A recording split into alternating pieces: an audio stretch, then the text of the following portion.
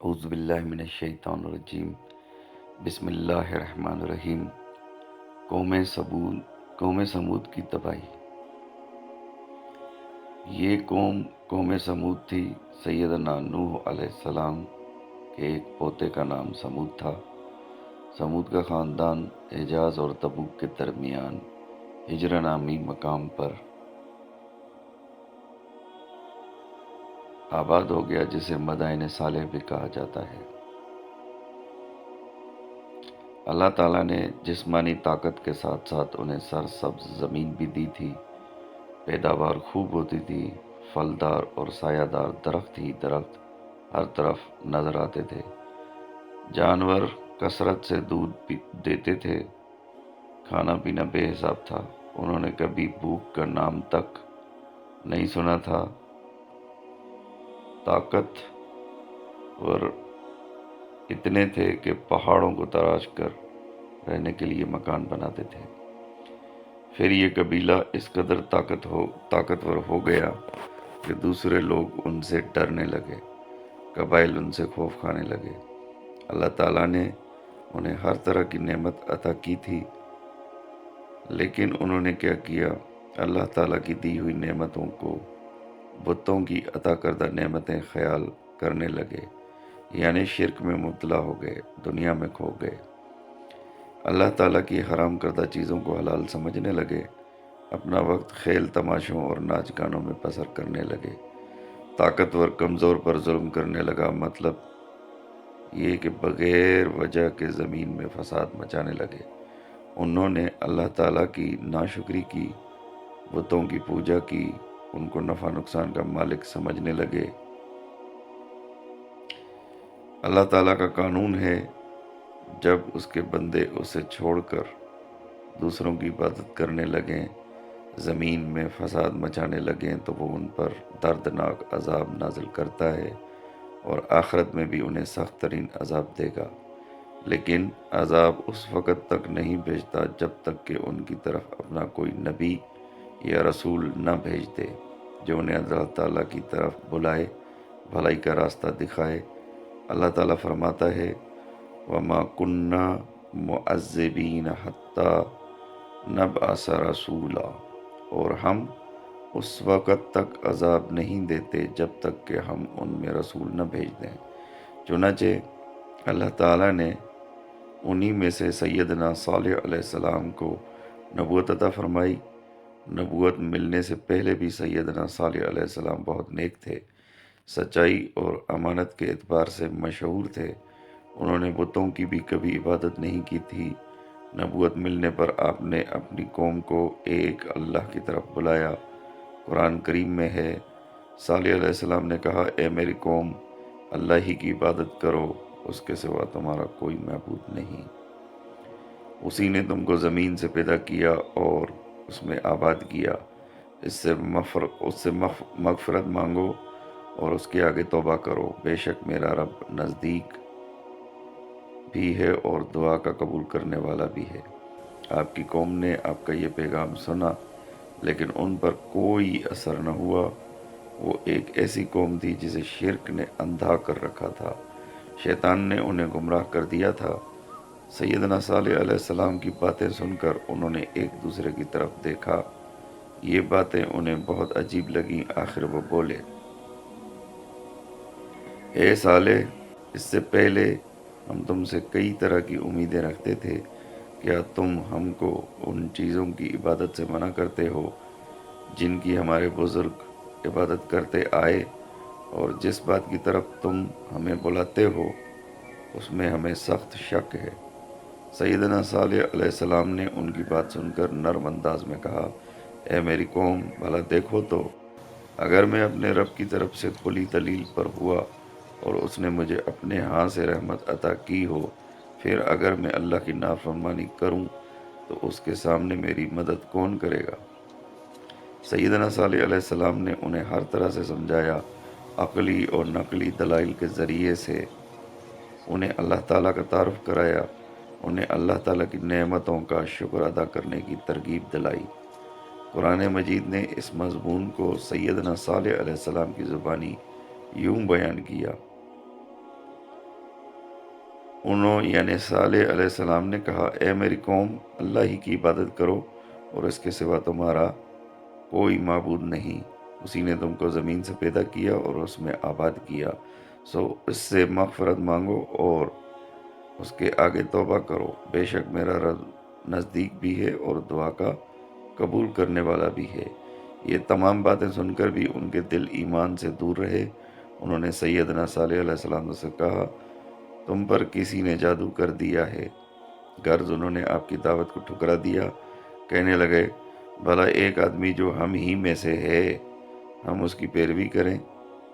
یوں تو ہم گمراہی اور دیوانگی میں پڑ گئے۔ کیا ہم سب میں سے اسی پر وحی نازل ہوئی ہے؟ بلکہ وہ جھوٹا اور مغرور شخص ہے۔ ان کی جاہلانہ باتوں کے باوجود سیدنا صالح علیہ السلام بڑے صبر اور بردباری سے انہیں اللہ کی طرف بلاتے رہے، ان کی ہدایت کی تمنا کرتے رہے، لیکن سوائے چند کمزور اور غریب لوگوں کے کوئی ان پر ایمان نہ لایا۔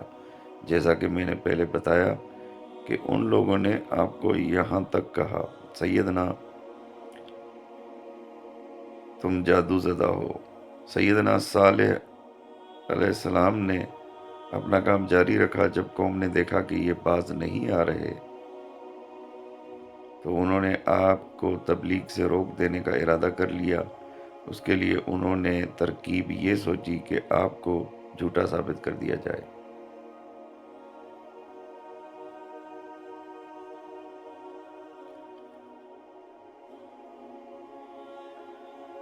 انہوں نے سیدنا صالح سے کہا، اگر تو سچا ہے تو کوئی نشانی لے آ۔ ان کا مطالبہ سن کر سیدنا صالح علیہ السلام نے فرمایا، تم کس قسم کی نشانی چاہتے ہو؟ جواب میں انہوں نے کہا، ہم مشورہ کر کے تمہیں بتاتے ہیں۔ اب ان کافروں نے مشورہ کیا کہ انہوں نے طے کیا ان سے ایسا مطالبہ کیا جائے جس کو یہ پورا نہ کر سکیں۔ آخر وہ ان سے بولے، اے صالح، کیا آپ کا رب ہر چیز پر قادر ہے؟ سیدنا صالح علیہ السلام نے فرمایا، ہاں بے شک۔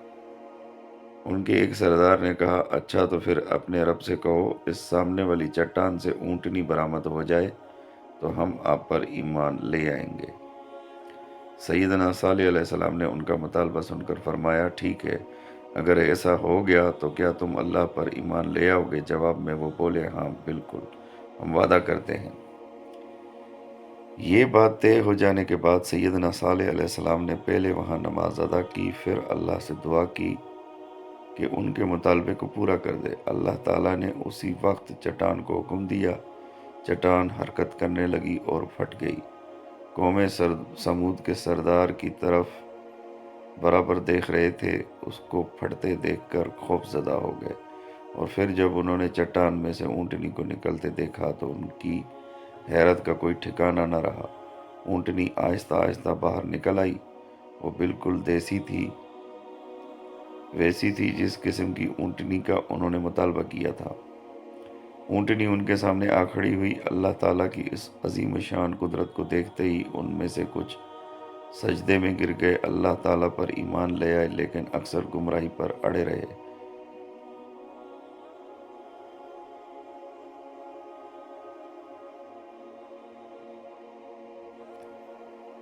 جب قوم سمود کے اکثر لوگ کفر پر قائم رہے تو سیدنا صالح علیہ السلام نے ان سے فرمایا، یہ اونٹنی اللہ کی نشانیوں میں سے ایک نشانی ہے۔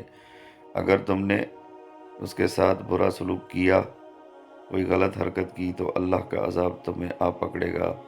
سیدنا صالح علیہ السلام کے اس خطاب کو سورۃ الاعراف میں یوں بیان کیا گیا ہے، تمہارے پاس تمہارے رب کی طرف سے نشانی آ چکی، یہ اللہ کی اونٹنی تمہارے لیے نشانی ہے۔ اس کو اللہ کی زمین میں پھیرنے دو، چرنے دو، اسے بری نیت سے مت پکڑنا، اور اگر تم نے ایسا کیا تو تمہیں دردناک عذاب پہنچے گا۔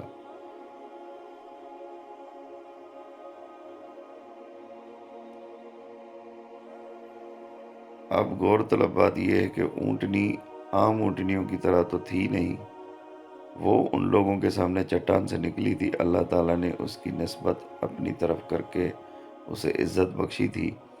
اللہ تعالیٰ اس بارے میں ایک دوسری جگہ فرماتا ہے، یہ اللہ کی اونٹنی تمہارے لیے ایک نشانی ہے، لہٰذا اسے چھوڑ دو کہ اللہ کی زمین میں جہاں چاہے کھائے۔ اب کیا ہوا، اونٹنی ایک دن میں سارا پانی پی جاتی تھی، دوسرے دن کا پانی قوم سمود لیتی تھی۔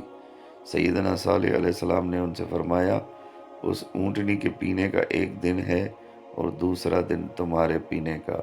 چنانچہ اونٹنی اپنی باری پر پانی پیتی اور سارا پانی پی جاتی، اور دوسرے دن وہ کنویں کے قریب بھی نہ جاتی۔ دوسرے دن وہ لوگ پانی لیتے، جس دن وہ پانی پیتی اس دن ان کے لیے اتنا دودھ دیتی کہ پانی کی جگہ دودھ ان سب کو کافی ہو جاتا۔ سیدنا جابر بن عبداللہ رضی اللہ عنہ سے روایت ہے کہ رسول اللہ صلی اللہ علیہ وسلم جب مقام ہجر سے گزرے تو فرمایا، معجزات کا مطالبہ نہ کرو۔ صالح علیہ السلام کی قوم نے مطالبہ کیا تھا تو وہ اونٹنی کی صورت میں ظاہر ہو گیا اور اس راستے سے پانی پینے آتی تھی اور اس راستے سے واپس جاتی تھی۔ ایک دن وہ پانی پیتی تھی اور وہ اس کا دودھ پیتے تھے، اور تم اسے بری نیت سے ہاتھ بھی نہ لگانا، ورنہ دردناک عذاب تمہیں پکڑ لے گا۔ چند دن گزرنے پر اونٹنی نے بچے کو جنم دیا۔ اب چھوٹا سا اونٹ اپنی ماں کے ساتھ چرنے پھرنے لگا۔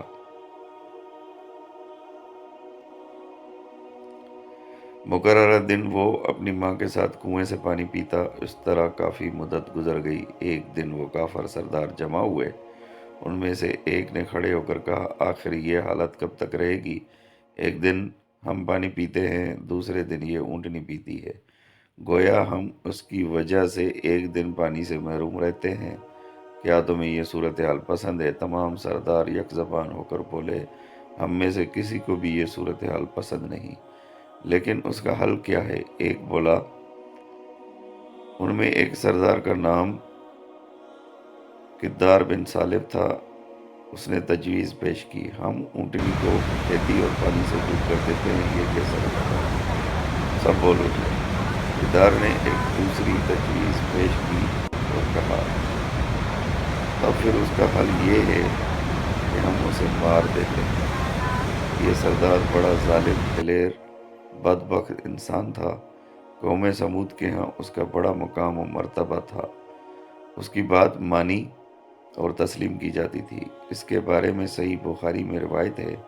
سیدنا عبداللہ بن زمع رضی اللہ عنہ بیان کرتے ہیں کہ رسول اللہ صلی اللہ علیہ وسلم نے خطبہ کے دوران اونٹنی کا اور اسے قتل کرنے والے کا ذکر کیا اور فرمایا، اسے قتل کرنے کے لیے ایک دلیر سردار اٹھا جس کی بات مانی جاتی تھی، جسے قریش میں ابو زمع ہے۔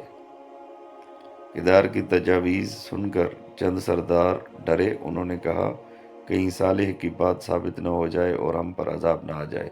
کدار نے انکار میں سر ہلایا اور کہا، صالح نعوذ باللہ جھوٹا ہے، اسے ڈر ہے کہ اس کے پیروکار کہیں باپ دادا کے دین کی طرف نہ پلٹ جائیں۔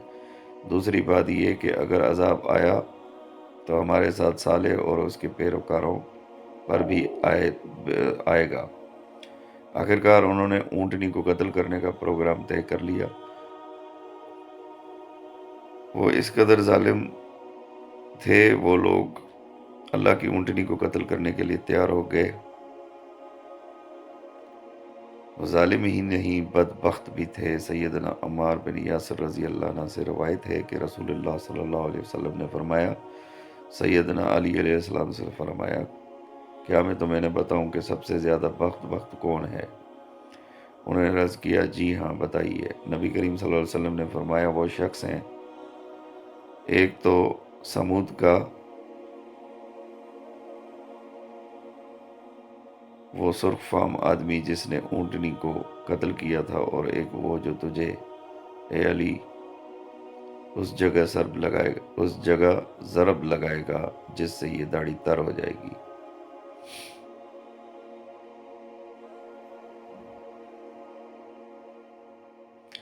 وہ بہت فسادی اور شرارتی بھی تھے۔ اللہ تعالیٰ نے ان کا ذکر ان الفاظ میں فرمایا، اور شہر میں 9 شخص تھے جو زمین میں فساد کیا کرتے تھے اور اصلاح سے کام نہیں لیتے تھے۔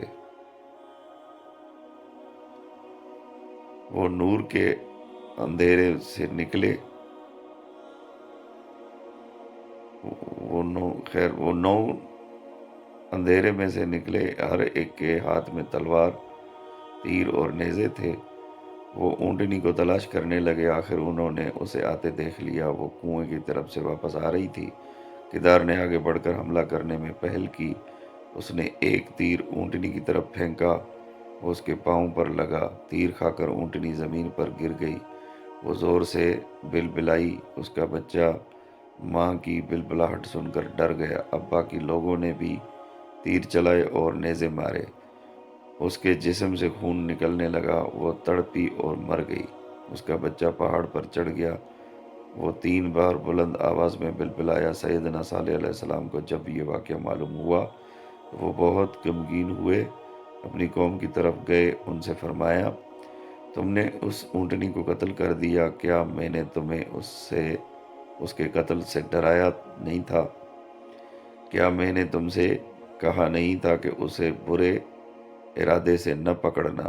اب تم نے خود کو ہلاکت میں ڈال لیا ہے، تم اللہ کے عذاب کے مستحق بن گئے ہو۔ چنانچہ سیدنا صالح علیہ السلام نے انہیں حکم الہی سے 3 دن تک عذاب آنے کا وعدہ دیا اور فرمایا، تمتعوا فی دارکم ثلاثۃ ایام ذالک وعد غیر مکذوب۔ اب تم 3 دن تک اپنے گھروں میں فائدہ اٹھاؤ، یہ وعدہ جھوٹا نہیں ہے۔ اب بھی انہوں نے سیدنا صالح علیہ السلام کو جھوٹا خیال کیا اور اونٹنی کے ساتھ ساتھ انہیں بھی قتل کر دینے کا ارادہ کر لیا۔ انہوں نے قسمیں کھائیں کہ وہ ان کے گھر پر حملہ کریں گے، انہیں اور ان کے گھر والوں کو قتل کر دیں گے۔ جو سرپرست ان کے خون کا مطالبہ کریں گے، ان سے قسمیں کھا کر کہہ دیں گے کہ انہوں نے قتل نہیں کیا اور نہ وہ قتل کے وقت موجود تھے۔ قرآن مجید میں اللہ تعالیٰ فرماتا ہے، انہوں نے کہا، عہد کرو کہ ہم رات کو اس صالح پر اور اس کے گھر والوں پر شب خون ماریں گے، پھر اس کے وارث سے کہہ دیں گے کہ ہم صالح علیہ السلام کے گھر والوں کی ہلاکت کے موقع پر گئے ہی نہیں تھے اور ہم بالکل سچے ہیں۔ جن افراد نے سیدنا صالح علیہ السلام کو شہید کرنے کی سازش کی تھی، اللہ تعالیٰ نے ان پر اور ان کے ساتھیوں پر پہلے ہی عذاب نازل فرما دیا اور ان پر پتھر برسا کر کچل ڈالا اور تباہ کر دیا۔ جب مہلت کا پہلا دن یعنی جمعرات کا دن آیا تو ان کے چہرے زرد ہو گئے، جیسے سیدنا صالح علیہ السلام نے فرمایا تھا۔ شام ہوئی تو انہوں نے کہا، مہلت کا ایک دن گزر گیا۔ جب دوسرے دن یعنی جمعۃ المبارک کی صبح ہوئی تو ان کے چہرے سرخ ہو گئے۔ شام ہوئی تو انہوں نے کہا، مہلت کے 2 دن گزر گئے۔ جب مہلت کا تیسرا دن آیا یعنی ہفتے کی صبح ہوئی تو ان کے چہرے سیاہ ہو گئے۔ شام ہوئی تو انہوں نے کہا، مہلت تو ختم ہو گئی۔ جب اتوار کی صبح ہوئی تو انہوں نے خوشبو لگائی اور تیار ہو کر بیٹھ گئے اور انتظار کرنے لگے کہ دیکھیں کون سا عذاب آتا ہے۔ انہیں معلوم نہیں تھا کہ ان کے ساتھ کیا سلوک ہونے والا ہے۔ جب سورج طلوع ہوا تو آسمان سے ایک شدید آواز آئی اور ساتھ ہی نیچے سے زلزلہ آ گیا، جس سے ان کی روحیں پرواز کر گئیں اور وہ اپنے گھروں میں اس طرح گھٹنوں کے بل مردہ پڑے ہوئے رہ گئے، جس طرح پرندہ مرنے کے بعد زمین پر مٹی کے ساتھ پڑا ہوا ہوتا ہے۔ قرآن مجید میں اللہ تعالیٰ نے قوم سمود کی تباہی کا نقشہ یوں کھینچا ہے، اور سمود کے قصے میں بھی عبرت ہے۔ جب ان سے کہا گیا کہ تم کچھ دن تک فائدہ اٹھا لو، لیکن انہوں نے اپنے رب کے حکم سے مرکشی کی، جس پر انہیں ان کے دیکھتے دیکھتے تیز و تند کڑاکے نے ہلاک کر دیا۔ پس نہ تو وہ کھڑے ہو سکے اور نہ بدلہ ہی لے سکے۔ اللہ تعالیٰ نے ان کو اس طرح ملیا میٹ کر دیا گویا کہ کبھی وہ ان گھروں میں بسے ہی نہ تھے۔ اس طرح قوم سمود اپنے غرور و تکبر اور حق کو تسلیم نہ کرنے کی وجہ سے تباہ و برباد کر دی گئی۔